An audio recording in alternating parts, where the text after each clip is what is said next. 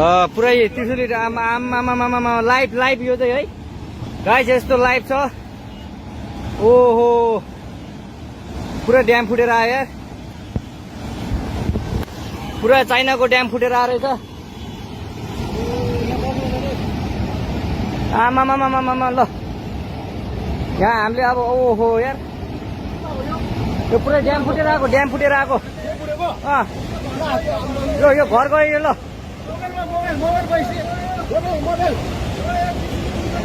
ल त्रिशुली बजारै गयो यार, ल गयो यार। ओ ए सिलास यता यता आऊ यता